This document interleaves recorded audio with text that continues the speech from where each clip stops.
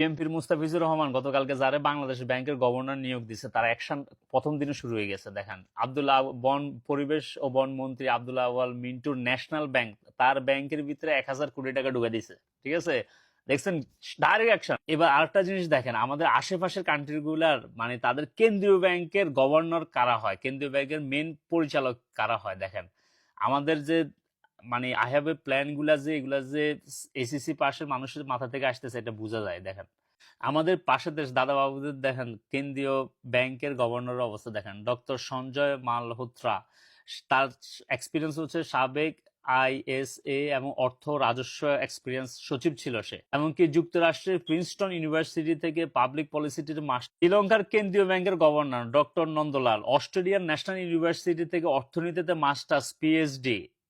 IMF সাবেক প্রধান অর্থনীতিবিদ এবং সাবেক সিনিয়র ডেপুটি গভর্নর ছিলেন। নেপালের অবস্থা দেখেন, ডক্টর বিশ্বনাথ, ঠিক আছে, সাবেক আপনার অর্থ মন্ত্রণালয়ের সাবেক উপদেষ্টা এবং ক্যালিফোর্নিয়া ইউনিভার্সিটিতে ইউএস থেকে ডিগ্রি পিএইচডি নিছে।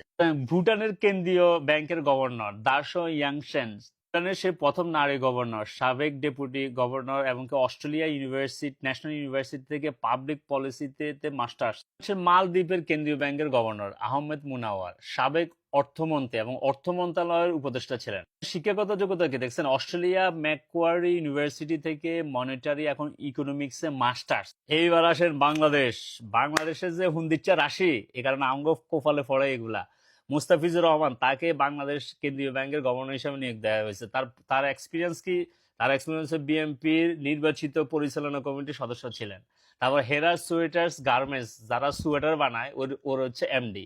উনি ঢাকা ইউনিভার্সিটি থেকে অ্যাকাউন্টিং এ উনি পাশ করে আসছেন। উনারে দিয়ে দিচ্ছে বাংলাদেশের ইকোনমি, বাংলাদেশের অর্থনীতি, বাংলাদেশের মনিটরিং ফান্ড, বাংলাদেশের মানে ব্যাংক ট্যাঙ্ক এগুলারে মানে হেফাজত করার দায়িত্ব দিচ্ছে এরকম লোককে। এবার বুঝেন কোন দিকে যাবে আগামী কয়েক বছরে। ডক্টর ইউনূস স্যার যে হচ্ছে মানে ইন্টারন্যাশনাল প্লেয়ার, উনার সাথে থাকে মানে বড় বড় মানুষরা যারা মানে ওরকম মাথা আলা। ঠিক আছে, আহসান এইচ মানসুর, উনি গত 18 মাস বাংলাদেশ ব্যাংকের গভর্নর ছিলেন। উনি মানে ইকোনমিটা টানে নিয়ে আসছেন। বুঝছেন, বাংলাদেশে দেখলেন না 5-6টা ব্যাংক যেখানে এখন দেউলিয়া হওয়ার পর্যায়ে ছিল, ওগুলারে উনি ঠিক করছিলেন। ঠিক আছে, আর উনি যদি থাকে বাংলাদেশ ব্যাংকের থেকে তো টাকা পয়সা নিয়ে আসতে পারবো না, এই কারণে উনারে বাড়ি করে দিচ্ছে। উনার শিক্ষাগত যোগ্যতা দেখেন, ডক্টর ইউনূসের যেরকম সিবি যখন তখন কত 30-25-20টা সিবি ছিল, সব এক্সপিরিয়েন্স। উনারও সেম অবস্থা দেখেন।